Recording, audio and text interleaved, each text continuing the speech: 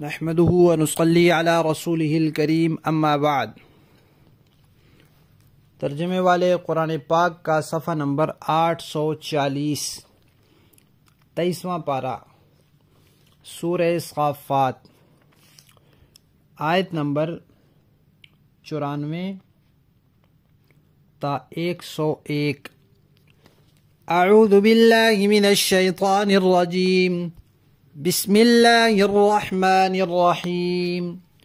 فَأَقْبَلُوا إِلَيْهِ يَزِفُّونَ قَالَ أَتَعْبُدُونَ مَا تَنْحِتُونَ وَاللَّهُ خَلَقَكُمْ وَمَا تَعْمَلُونَ قَالُوا ابْنُوا لَهُ بُنْيَانًا فَأَلْقُوهُ فِي الْجَحِيمِ فَأَرَادُوا بِهِ كَيْدًا فَجَعَلْنَاهُمُ الْأَسْفَلِينَ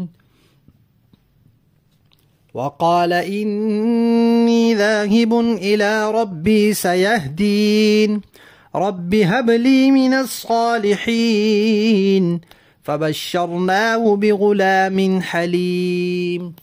صدق اللہ العظیم۔ اس سورت کے شروع میں اللہ تبارک و تعالی نے ایمان والوں کا، کافروں کا تذکرہ کیا، ان کے انجام میں دوزخ کا، جنت کا تذکرہ کیا، میدان محشر کا تذکرہ کیا، اور پھر پچھلے رکوع کے آخر میں فرمایا تھا کہ جن لوگوں کو دنیا میں ڈرایا گیا، اللہ کا پیغام پہنچایا گیا، لیکن وہ باز نہیں آئے تو ان کا انجام بہت عبرتناک ہے، سوائے اللہ کے چنے ہوئے بندوں کے۔ ان کو ڈرایا گیا، ان تک پیغام پہنچا، انہوں نے مانا۔ ان میں سب سے سر فہرست انبیاء کرام علیہم الصلاۃ والتسلیمات خود ہیں، جو پیغام پہنچانے والے ہیں۔ تو پھر اس بات کے بعد انبیاء کا تذکرہ شروع ہوا، تو سب سے پہلے حضرت نوح علیہ السلام کا تذکرہ آیا، اس کے بعد حضرت ابراہیم علیہ السلام کا تذکرہ آیا۔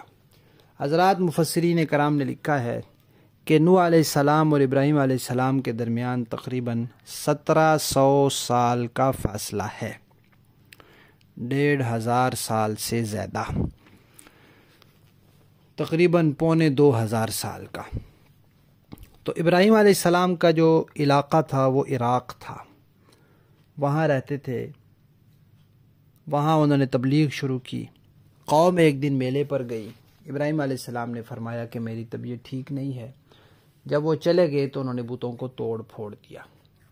جب وہ واپس آئے تو اپنے بتوں کی طرف گئے تو دیکھا کہ وہ ٹوٹے پھوٹے پڑے ہیں سوائے بڑے کے۔ اب انہوں نے دیکھا کہ یہ کام کون کر سکتا ہے، تو دوسرے مقام پر ہے قرآن پاک میں لوگوں نے کہا کہ وہ جو نوجوان ہے نا ابراہیم، وہ تمہارے خداؤں کے بارے میں باتیں کرتا رہتا ہے، اس کو پکڑو۔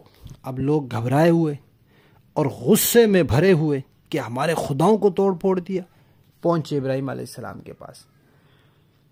ابراہیم علیہ السلام نے ان کو نصیحت کی، فرمایا دیکھو تم ایسی چیزوں کی عبادت کرتے ہو جن کو تم خود تراشتے ہو، ان کی خدائی کا تصور بھی تمہارے دماغوں نے تراشا ہے اور ان کے جسم بھی تمہارے ہاتھوں نے تراشے ہیں، ورنہ خالق ہر چیز کے اللہ تعالیٰ ہیں۔ تمہارے خالق بھی جو کام تم کرتے ہو، ان کی یہ جو تراشنے والا کام تم نے کیا، دیکھنا سننا کھانا پینا کام سب اللہ کے پیدا کیے ہوئے ہیں، اور یہ جو پتھر جن کو تم تراش کے خدا بناتے ہو، یہ پتھر بھی اللہ کے پیدا کیے ہوئے ہیں۔ تو یہ کتنی بے وقوفی کی بات ہے کہ مخلوق کی عبادت کر رہی ہے۔ اب ان کو ابراہیم علیہ السلام کی ان معقول اور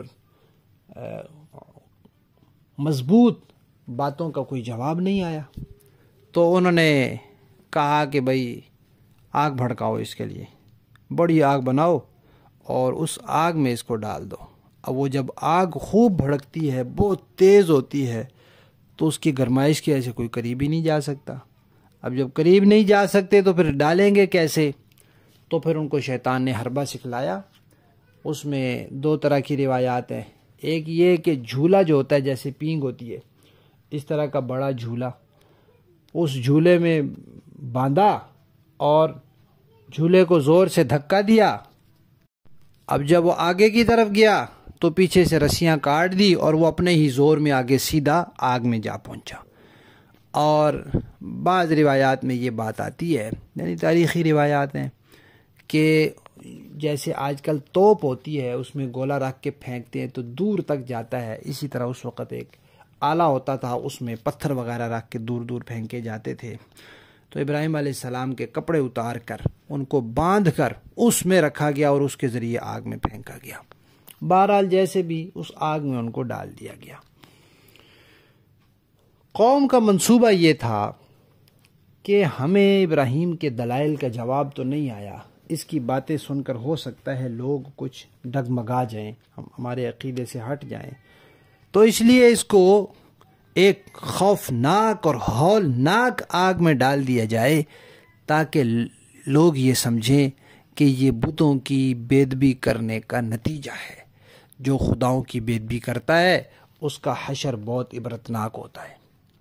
تو یہ ان کا منصوبہ تھا۔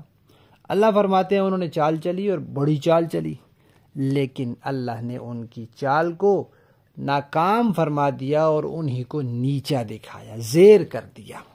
کیسے؟ قرآن پاک میں آتا ہے اللہ تعالیٰ نے اس آگ سے کہا، یا نار، اے آگ، کونی، تو ہو جا بردن، ٹھنڈی، اتنی ٹھنڈی نہیں کہ ان کو سردی لگنے لگ جائے، سلامہ، سلامتی والی ہو جا۔ اب چیزیں اللہ نے بنائی ہیں تو چیزوں کے اندر تاثیر بھی اللہ نے رکھی ہے۔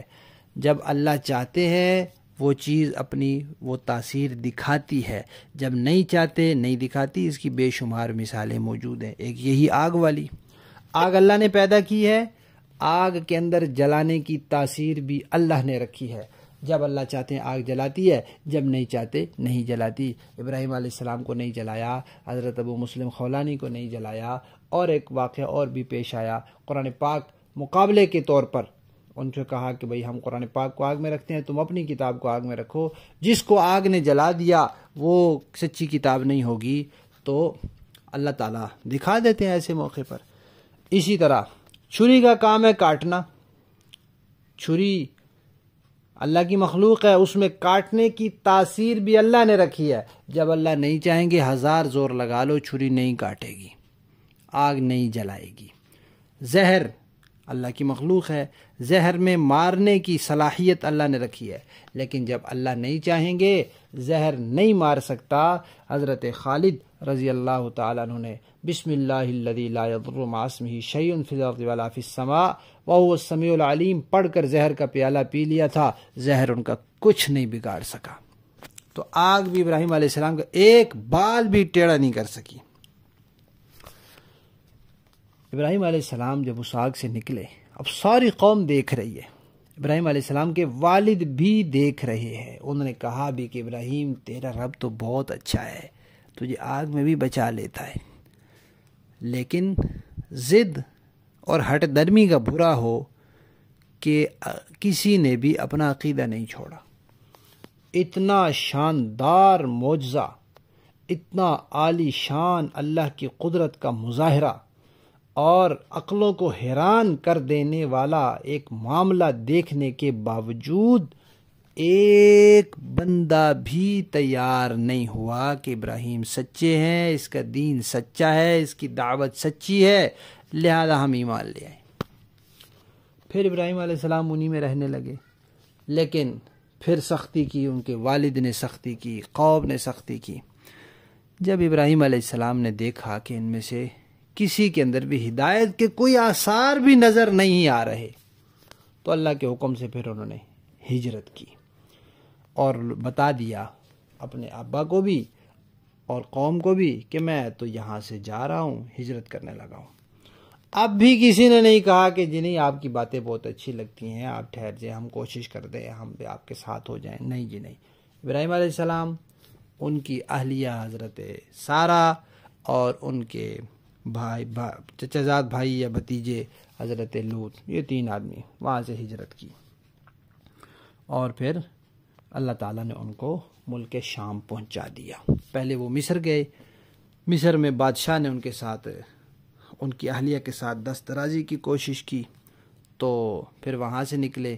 پھر جب بادشاہ نے دیکھ لیا کہ بھئی یہ تو اللہ تبارک و تعالیٰ کے کوئی نیک لوگ ہیں جن کی وجہ سے میں جب کوشش کرتا ہوں تو میں جسم اپنی جگہ پتھر کا ہو جاتا ہے. تو اس نے پھر ایک لڑکی، بعض روایات کے مطابق وہ اس کی لونڈی تھی اور بعض کے مطابق وہ اس کی بیٹی تھی، وہ اس نے حضرت سارہ کو ہدیہ کر دی خاتمہ کے طور پر. اور ان حضرت سارہ نے پھر حضرت ابراہیم کو دے دی، اور وہ ابراہیم علیہ السلام کی گویا کہ بیوی بن گئی اور ان کے ساتھ ان کا نکاح کر دیا. وہ تھی حضرت حاجرہ، یہ ابراہیم علیہ السلام کی دوسری بیوی ہوئی. ان کا واقعہ پھر آگے آئے گا. بہرحال ان دونوں بیویوں کو لے کر ابراہیم علیہ السلام چلے گئے. پھر عراق سے گئے تھے مصر، اور مصر سے پھر چلے گئے فلسطین اور شام کی طرف. دیکھیے لفظی معنی، فَأَقْبَلُوا، وہ لوگ متوجہ ہوئے، الیہ، ابراہیم علیہ السلام کی طرف، یزفون، دوڑتے ہوئے. قال، ابراہیم علیہ السلام نے کہا، اتعبدون، کیا تم لوگ عبادت کرتے ہو، ما، ان کی، تنحتون، جنہیں تم خود تراشتے ہو. واللہ، حالانکہ اللہ تعالی، خلق، اس نے پیدا کیا ہے، کم، تمہیں بھی، وما، اور ان چیزوں کو بھی، تعملون، جو تم کرتے ہو، یعنی جو کام تم کرتے ہو یہ کام بھی اللہ کے پیدا کیے ہوئے ہیں. قالو، یعنی یہ بات سمجھنی چاہیے کہ ایک ہوتا ہے کام کا پیدا کرنا، ایک ہوتا ہے اس کام کو کرنا. تو کام پیدا سب اللہ نے کیے ہیں، کرتا انسان اپنی مرضی سے ہے، اور پھر اسی وجہ سے وہ اس کی جزا یا سزا پاتا ہے. قالو، قوم نے کہا، بناؤ، لہو، اس کے لیے، بنیانن، ایک عمارت، ایک آتش کدہ، فَأَلْقُوهُ، پھر ڈال دو اس کو، فی الجحیم، آگ میں. فَأَرَادُوا، تو انہوں نے چاہا، انہوں نے ارادہ کیا، بھی اس ابراہیم کے بارے میں، کئی دن، ایک بڑی چال چلنے کا. فَجَعَلْنَاهُمْ، اللہ فرماتے ہیں تو ہم نے کر دیا ان لوگوں کو، اسفلین، نیچا کر دیا، زیر کر دیا. وقال، اور پھر ایک وقت گزرنے کے بعد ابراہیم علیہ السلام نے فرمایا، انی، بے شک میں، ذاہب، جانے والا ہوں، ہجرت کرنے والا ہوں، الی ربی، اپنے رب کی طرف، یعنی جس جگہ اللہ نے مجھے پہنچا دیا. سیہدین، ان قریب وہ مجھے راستے کی رہنمائی کرے گا کہ اب کہاں جانا میرا مناسب ہے. پھر دعا کی، جب وہاں چلے گئے، وہاں رہے. تاریخ کی کتابوں میں یہ بات ملتی ہے کہ جاتے وقت ابراہیم علیہ السلام کی عمر 37 سال تھی یا کچھ اوپر ہوگی. پھر وہاں جا کر بڑا عرصہ رہے، اور 80 سال کی عمر میں جا کر پھر دعا کی کہ اپنا قبیلہ، قوم تو وہیں رہ گیا، تو اب اللہ تعالیٰ اولاد دے دے نیک، تاکہ پھر یہ مشن آگے چلتا رہے. تو ربی، اے میرے پروردگار، حب لی، عطا فرما مجھے، من الصالحین، نیک صالح لڑکا. فبشرناہ، اللہ فرماتے ہیں پھر ہم نے ان کو بشارت دی، بغلام، ایک لڑکے کی، حلیم، جو بردبار ہوگا. یہ بشارت تھی حضرت اسماعیل کی. اور پھر آگے انہی کا تذکرہ ہے کہ انہی کو ذبح کرنے کا حکم ملا، پھر ان کے لٹایا، چھری چلائی، تو ذبیح اللہ جو ہیں وہ حضرت اسماعیل ہیں. اور پھر اس کے بعد ایک اور لڑکے کی اللہ نے خوشخبری دی، اور پوتے کی بھی خوشخبری دی، وہ تھے حضرت اسحاق. ان کی بات پھر بعد میں آئے گی. با محاورہ دیکھیں جی. فَأَقْبَلُوا إِلَيْهِ يَزِفُّونَ، اس پر ان کی قوم کے لوگ ان کے پاس دوڑے ہوئے آئے. قَالَ أَتَعْبُدُونَ مَا تَنْحِتُونَ، ابراہیم علیہ السلام نے فرمایا کہ کیا تم ان بتوں کو پوجتے ہو جنہیں تم خود تراشتے ہو. وَاللَّهُ خَلَقَكُمْ وَمَا تَعْمَلُونَ، حالانکہ اللہ نے تمہیں بھی پیدا کیا ہے اور جو کچھ تم بناتے ہو اس کو بھی. قَالُوا ابْنُوا لَهُ بُنْيَانًا فَأَلْقُوهُ فِي الْجَحِيمِ، ان لوگوں نے کہا کہ ابراہیم کے لیے ایک عمارت بناؤ اور اسے دہکتی ہوئی آگ میں پھینک دو. فَأَرَادُوا بِهِ كَيْدًا فَجَعَلْنَاهُمُ الْأَسْفَلِينَ، اس طرح انہوں نے ابراہیم علیہ السلام کے خلاف ایک برا منصوبہ بنانا چاہا، لیکن ہم نے انہیں نیچا دکھا دیا. وقال انی ذاہب الی ربی سیہدین، اور ابراہیم علیہ السلام نے فرمایا کہ میں اپنے رب کے پاس جا رہا ہوں، وہی میری رہنمائی فرمائے گا۔ رب ہب لی من الصالحین، میرے پروردگار مجھے ایک ایسا بیٹا دے دے جو نیک لوگوں میں سے ہو۔ فبشرناہ بغلام حلیم، چنانچہ ہم نے انہیں ایک بردبار لڑکے کی خوشخبری دی۔ صدق اللہ العظیم۔